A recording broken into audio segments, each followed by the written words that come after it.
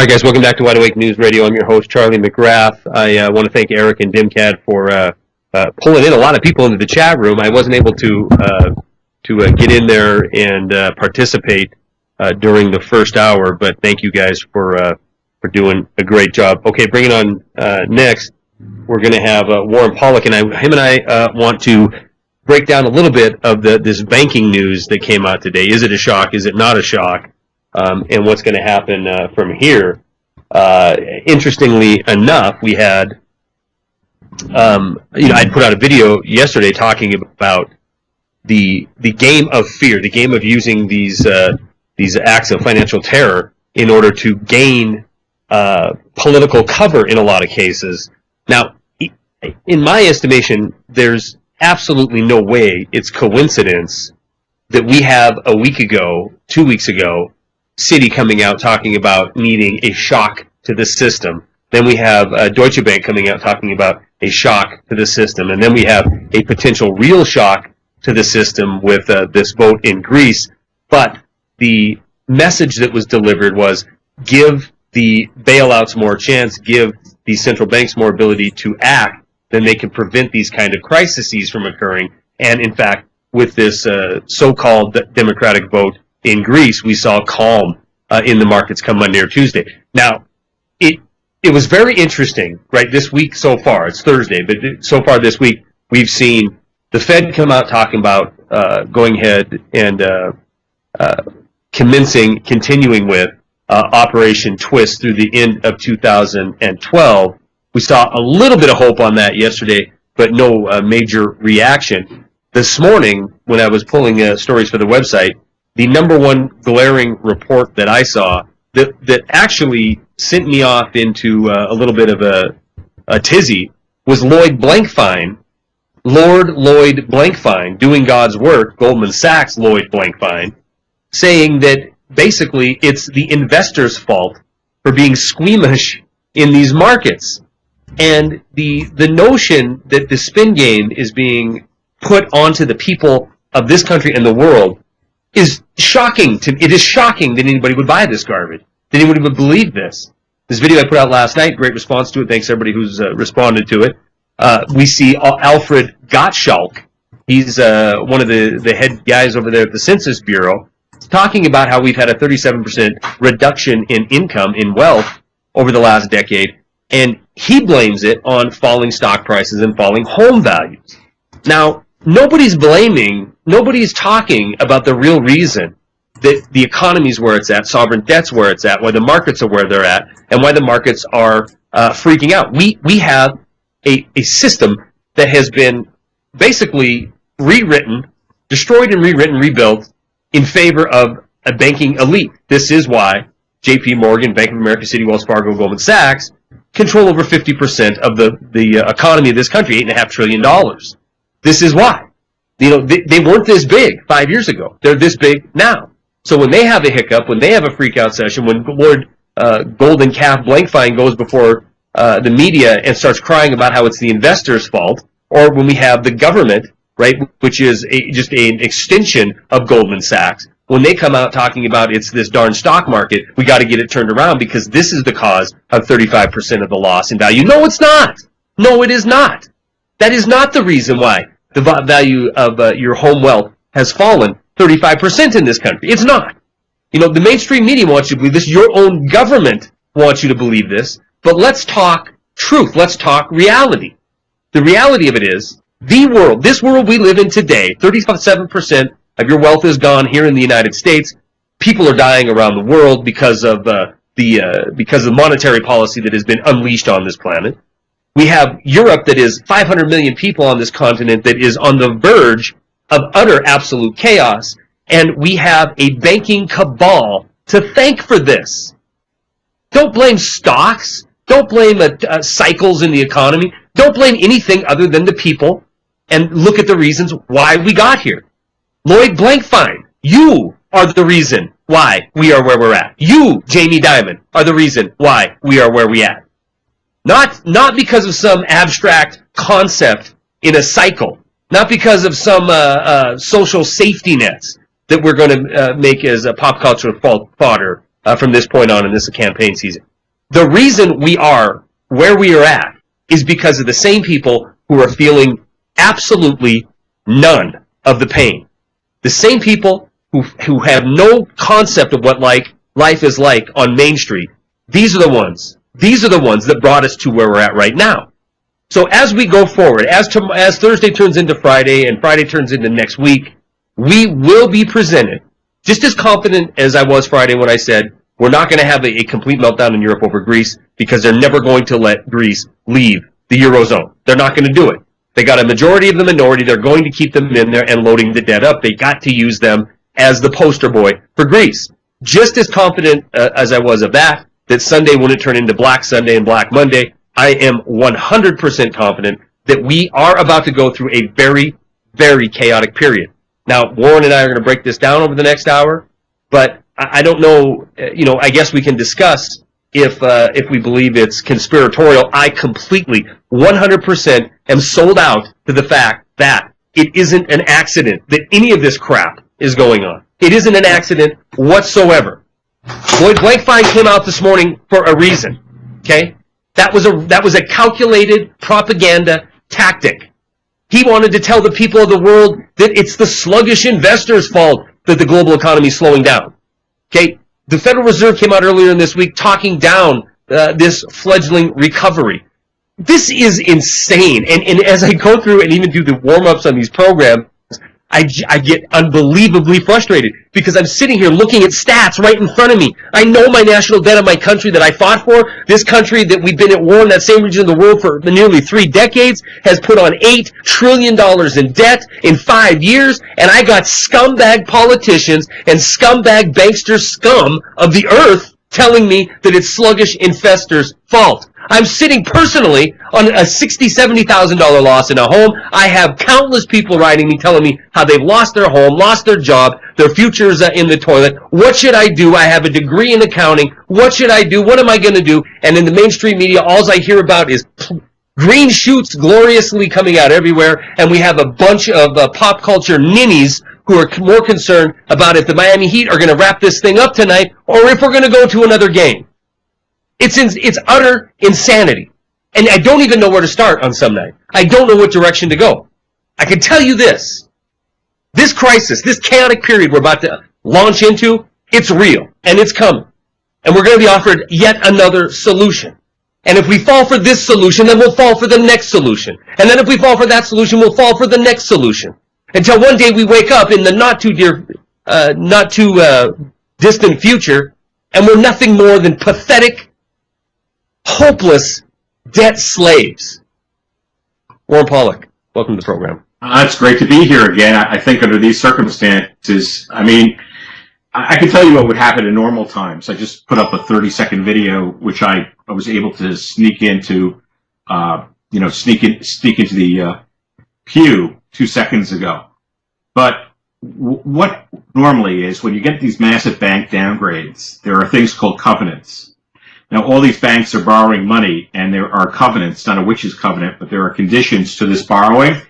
And I was working for a hedge fund who had a line of credit from a major bank, and they looked twice at us sideways. And this was during the last crisis. And they said, oh, you're in violation of this covenant, which means they pull that loan back from you, and the next thing you know, you're out of business. Because basically, these covenants all control the cost of capital. So when you're downgraded, it might activate a covenant, and that covenant might make your cost of borrowing much higher. And the knee-jerk reaction, and I've worked with a lot of these suit monkeys, the knee-jerk reaction is cut costs very quickly. And what they basically will do is lay people off. And that's what they would do. And now there's something different that's going on there. And what's different is the zero interest rate window at the Fed. So in theory, why is it so important that all these banks are downgraded if you could borrow unlimited money at the Fed? And I pulled out a photograph that I took in Boston in the MIT Museum of a fiddle being played automatically by a machine with a feather. And that's exactly where we are today. This is all just a fiddle. And it doesn't make any sense to dedicate a lot of time talking about it because it's not actionable. You can't do anything about it. But there is a lot of things which is actionable. And I'll give you this posit right now. I'll give you this posit right now.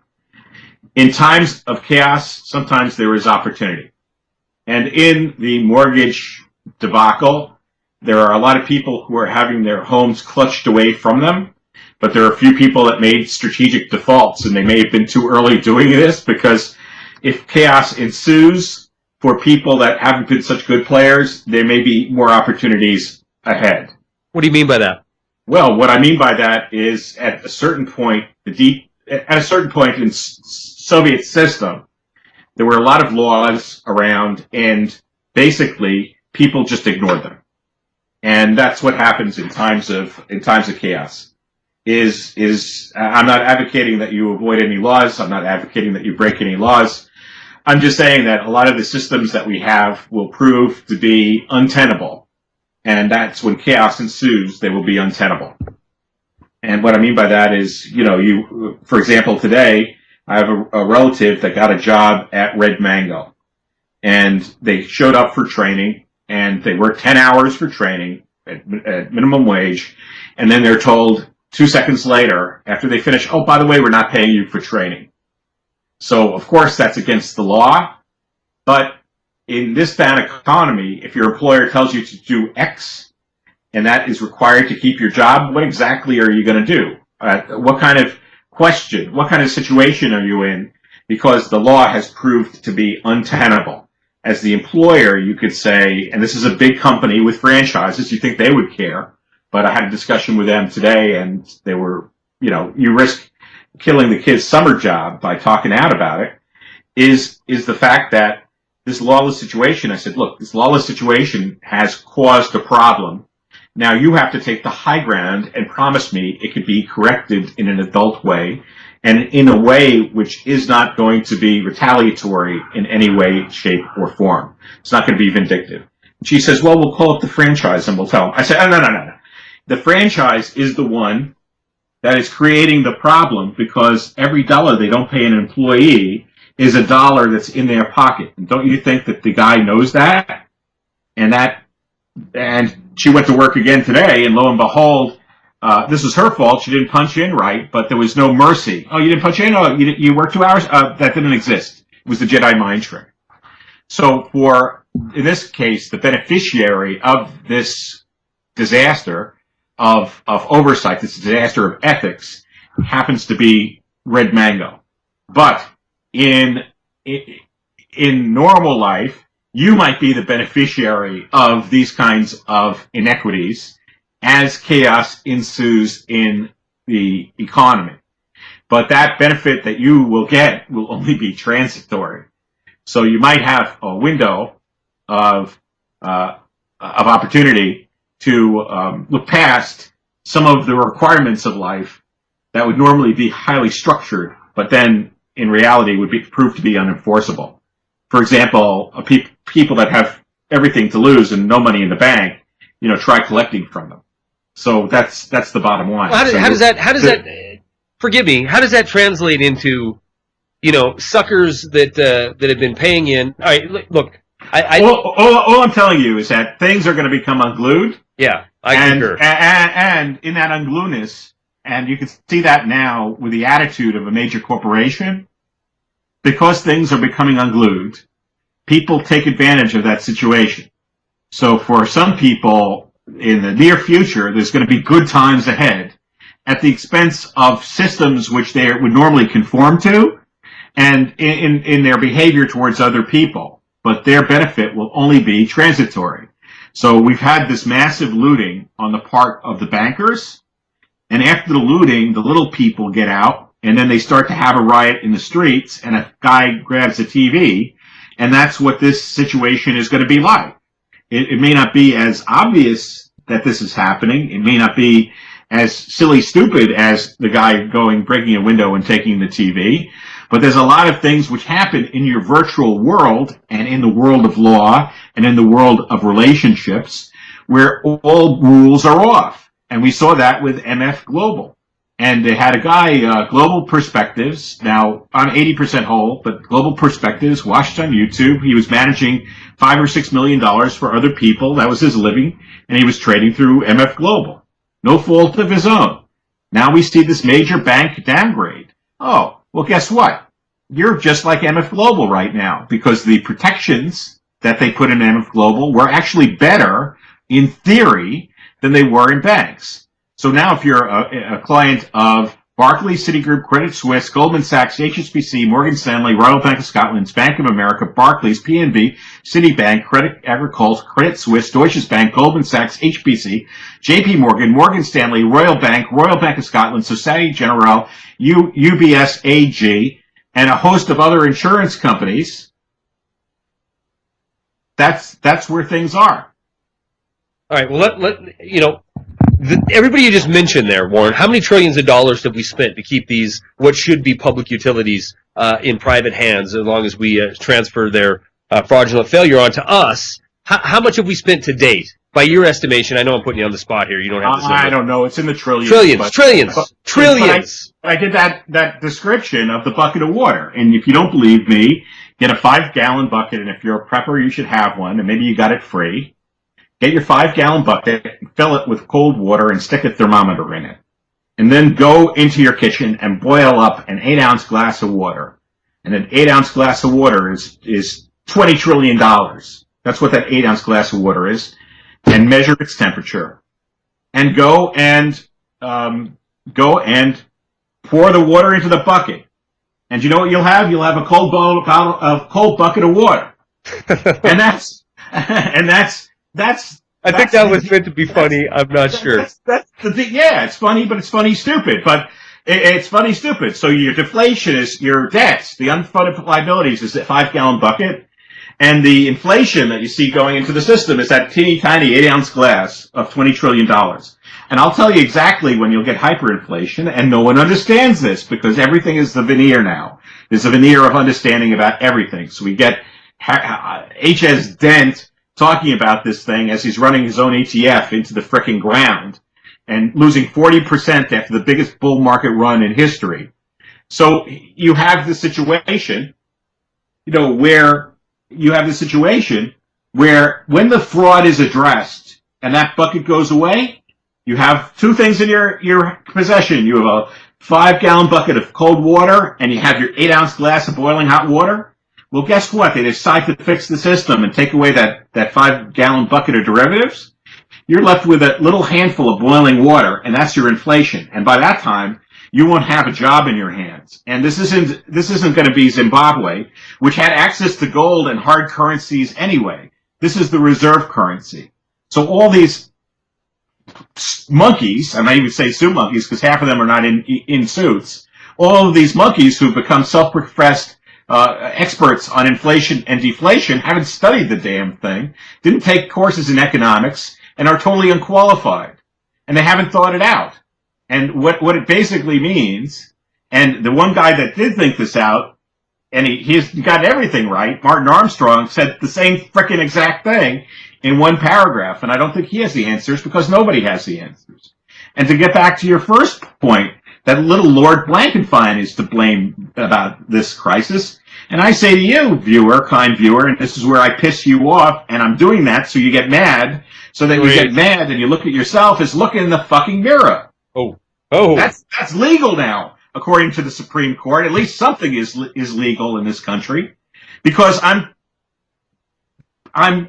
100-pound scrotum angry, and that was the latest news item that CNBC, MSNBC, ABC has decided to harp on, is about to sit on your face.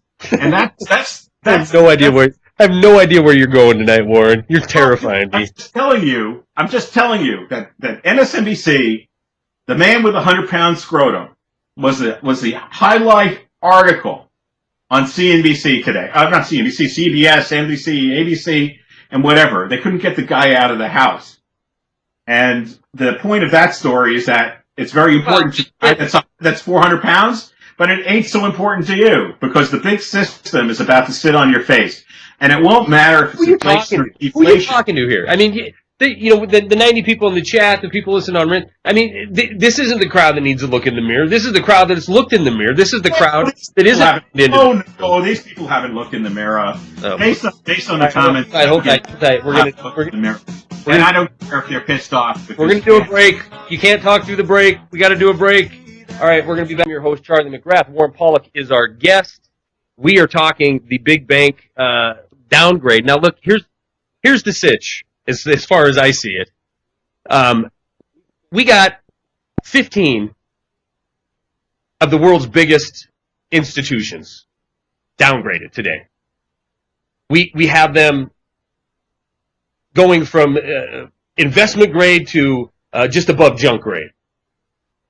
We've spent trillions of dollars to get them to this state of health that we've all been told they're at now, this recovery. The question is to Warren, what now? What now? We've spent 5 years, trillions of dollars. We've spent all kinds of optimism, and we've given all kinds of ourselves to the trust and faith that these financial juggernauts who got us here, these scumbags who spent their life on Wall Street, these scumbags who spent their life building connection between Washington, D.C. and Wall Street, these scumbags that are running the government through Wall Street, that they're going to fix the problem, they're going to turn it around if we just give them a little more damn latitude and a little bit more power and a little bit more of our financial future. And here we sit in June of 2012 at the precipice once again of the deer in the headlight, please save me, populace. This is where we're at tonight. This is the topic we need to be talking about. Because we're about to go into this garbage again. It's going to happen again. There's no way around it. This time, it isn't going to be pleases and thank yous. It's going to be your future is ours. You are a cog. You're nothing more than a useless pawn in this corporatocracy, this finocracy, finance democracy, a finocracy. And if anybody else uses this on YouTube, I will sue you for infringement. Finocracy. I just invented that right now. This is where we live. A global finocracy. 15 too big to fails, pimping themselves out across the mainstream business media this morning to try to make you feel sorry and as if it's your fault. You're too lazy. You're not investing your money right. The global economy is slowing, cycling. Bullcrap. Warren, you have experience in this realm. You've rubbed elbows with these people. What the hell is going to happen next? It's just a fiddle. I mean, I'm not going to talk about it. I know very well what's going to happen about it. I know absolutely what's going to happen. Absolutely. Positively. Talk about it. No, I'm not going to talk about it. I know how all the contracts work. Okay. And I know exactly what's going to happen. Let's talk about medieval history then. I'm not going to talk about it. Here to talk about. I want to talk about 1450 is what I want to talk about. I want to talk about the year 1450. We don't want to talk about 9/11. We don't want to go back and dwell in history, but we're going to go back. Okay, let's go back 300 years. Well, we're not going to go back to ignorance. That's where we're not going to go. But we are going to go to an ignorant time, and that's exactly where we are in 1450. And we had the church that was in control of the world, and they, at that time, were your bankers. The church were not bankers per se, but they were the people that were controlling the society. They were the educated people in your society. They were the thinking people in your society. They went to whorehouses. They accumulated great amounts of wealth. They treated themselves like royalty. And what they did is they kept the population in ignorance. 1450, just about, plus or minus 25 years. The peasants were in ignorance. Today, everyone that is college educated that cannot think is a frickin' peasant. And that could be you. You may think you have a credential. Let me tell you, friends, you may be a peasant and not know about it. The bankers are the same people that were the priests. What did the priests do? The priests took all the ancient knowledge and they stored it away in the Vatican and they burned anybody that was a heretic. It's just that simple. They spoke in Latin. The bankers of the day, the people of the church, the leaders of the church that people still go to. They still go to the church. Guess what? The prayers were in Latin. Did the people understand Latin? No. But it was a great dog and pony show, and they got to see the story of Christ on the walls. That's what the priests did in 1450. And it's totally relevant to what is going on today. Is that you are a peasant, the bankers are the priests, and you are being kept in ignorance. And there's a whole lot of a whole lot of knowledge that the elite people of that day, that 1450 had, and they talked about this knowledge amongst themselves. They had lawyers and librarians, and they had people doing illustrated manuscripts and stuff. And they were the people that were literate, and the peasants were illiterate. And for the past X number of years, 10 years, I've been talking to the peasants. And what you get when the peasants don't understand what is going on is you get a rabble-rousing mob that looks to burn everything in around them because of frustration or what have you. So that is the chaos that I'm talking about where we're going into. Is it going to happen tomorrow? Is it going to happen in a week? Is it going to happen in a year? I can assure you that the systems that are in place will not function as desired and as desirable. Now, if you want to talk about banking, you could talk about banking all you want until the cows come home. But the basic message is very simple. And yes, you can hold the priests responsible for destroying the knowledge base of a civilization that knew calculus, that was fighting wars to the south in the Moorish Empire, which had better architecture, had a better understanding of the universe, had better just about everything. So what are you saying? Don't go after the bankers because they're the ones that are controlling it all? Yeah, and blame yourself for going to this religion. Fine. Blame yourself for going to the religion that has the fancy pictures on the wall. And this is not people of faith. I'm not telling you that. I'm telling you that now the banking is culture, and the banking is the banking is religion, and the stuff on the TV is culture. And just blame yourself. You don't think we should be exposing this? I don't think we should be exposing this. Right. I think that it's pointless. I think that there are... Then why are we doing this? I don't know. I think there are technical mechanics. There are technical mechanics which people want to talk about. I can tell you the theory behind the banking. I could tell you the theory behind banking contracts. Me too. I can tell you the theory behind zero interest rate policy. It's something I predicted. I could tell you all the theory till the cows come home. But it is a cultural problem, and the responsibility starts with all of us. It just simply does. And we can try to manipulate the population into trying to figure this out. But once the mob gets started, it is the mob. And I was caught as a tourist in a communist rally in where was it? Milan. It was in Milan. And I was in the middle of this communist rally with middle class people in Milan, Italy, which was a fascist part of Italy. They wanted to be Hitler's buddy in Mussolini. And they had signs all over the place is that the people from the South were idiots. You can see that in Italian. I can't translate it for you literally. But the South was an economic drain on the North. The North was very productive, and the South was sort of lazy, drinking wine and having a good lifestyle. And the people of the North resented the people in the South. And the people in the North were your traditional fascists around the time of World War II, and they felt that they could do everything right. And in the middle of this, I'm in the middle of a communist rally in Italy. Yeah. And what I wanted to do was to get the hell away from that communist rally. Yeah, well, let me tell you about a real mob, Warren, because what you saw was a protest. Let me tell you what a real mob looks like. Let me tell you what happens when you roll into a town that's been bombed for 75 days straight, and you watch an old man pummel a 5-year-old kid to steal an $8 MRE out of his hand.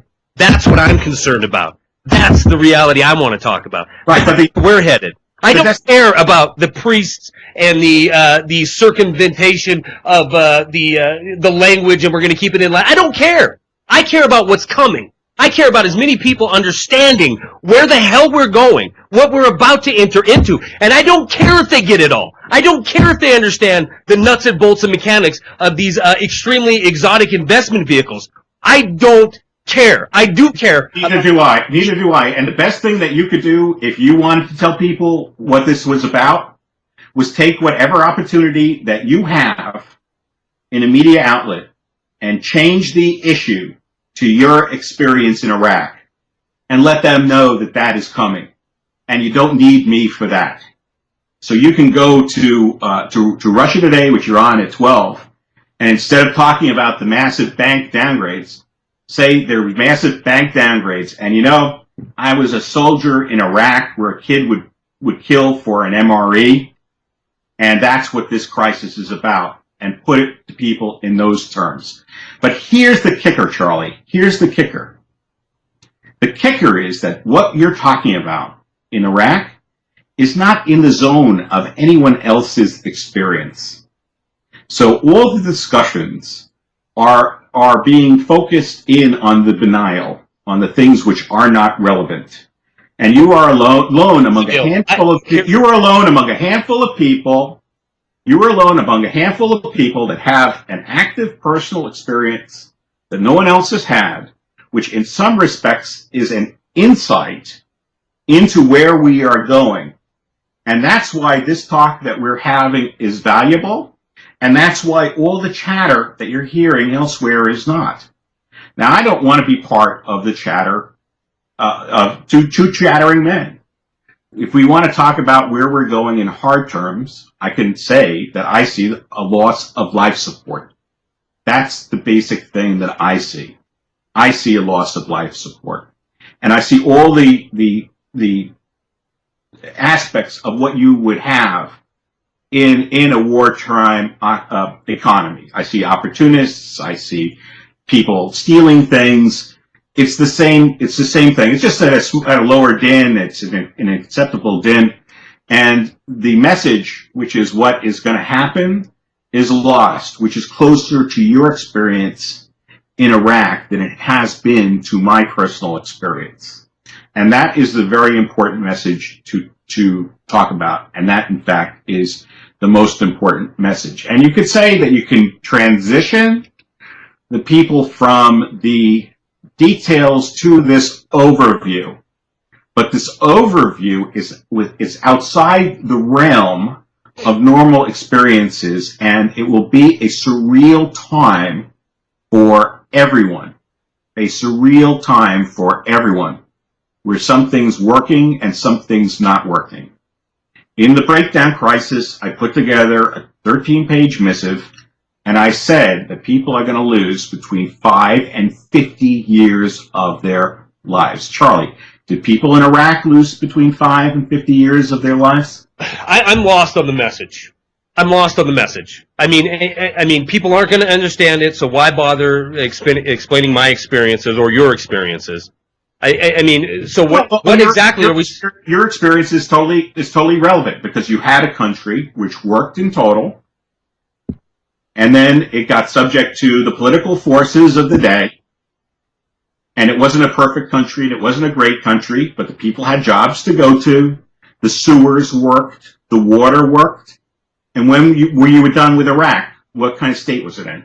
What kind of state was it in, Charlie? The same kind of state we're going to be in. Exactly. It's going to be in the same kind of state that we're in. And that is my frustration now. Because you have to make, or not, you have to make the jump in understanding from the detail to the overview.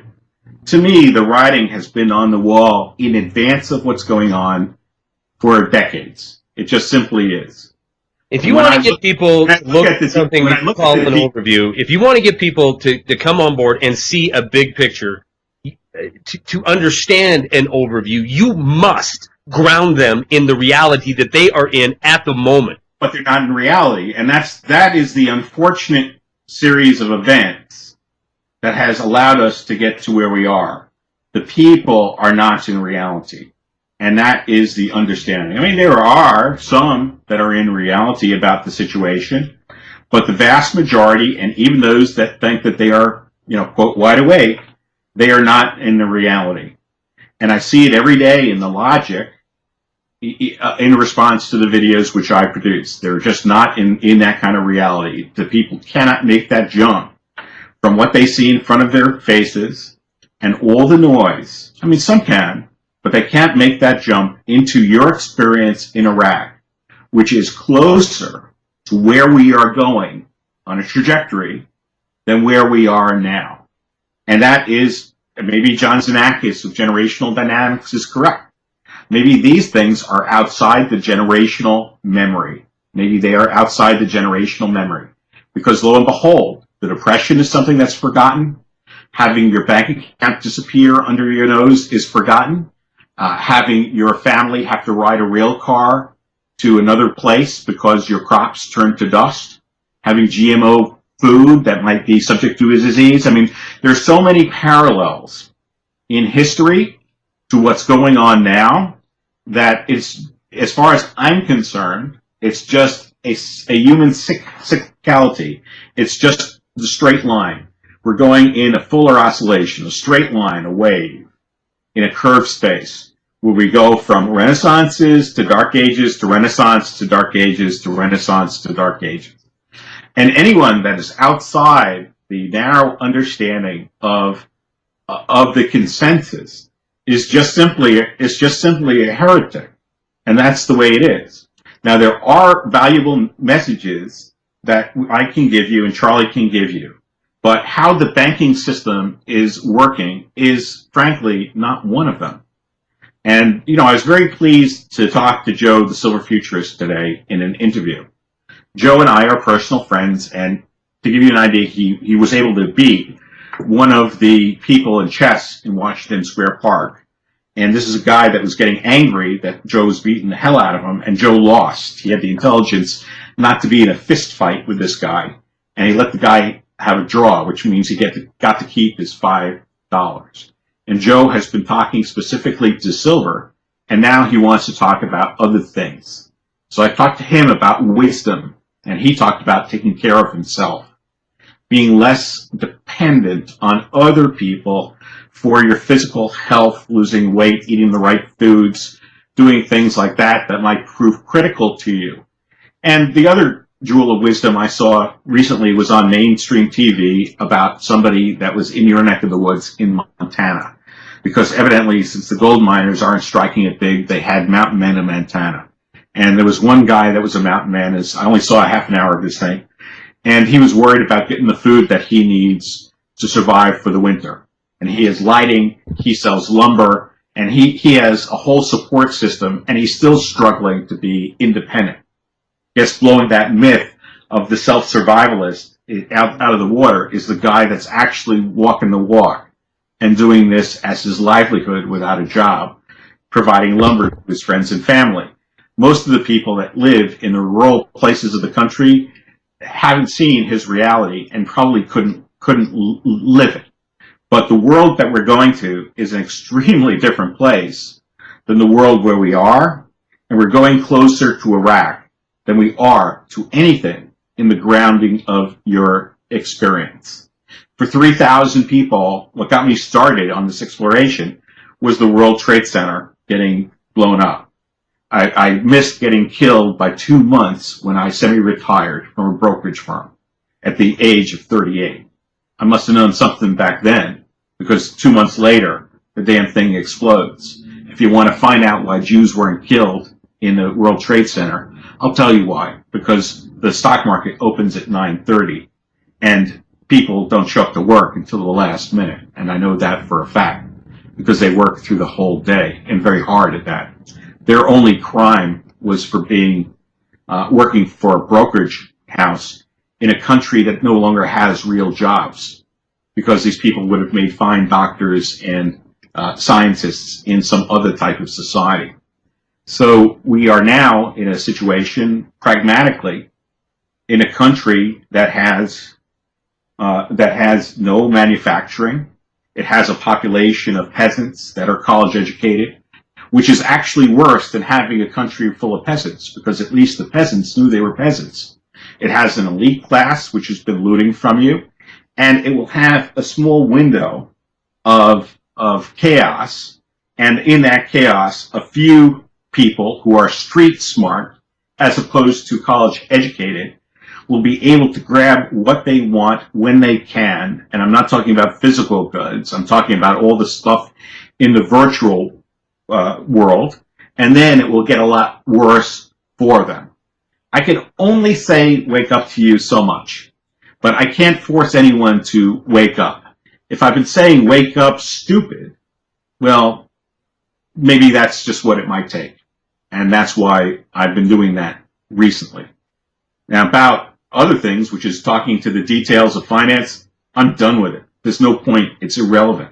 There's no relevancy. Yeah, there's a lot of damn people that are going to be really in that irrelevant zone here really quick. Here's my thought. We just spent 20 minutes talking about Joe the Silver Futurist, chess, mountain men, selling lumber, history lessons in Eastern Europe, history lessons in Iraq. This is what you need to know, ladies and gentlemen, if you're listening to this program tonight. We are about to have a redo of the biggest crime that has ever occurred financially on this planet. Get yourself prepared. Align yourself. If you have finances that you do not want to lose, understand what's going on and understand who is responsible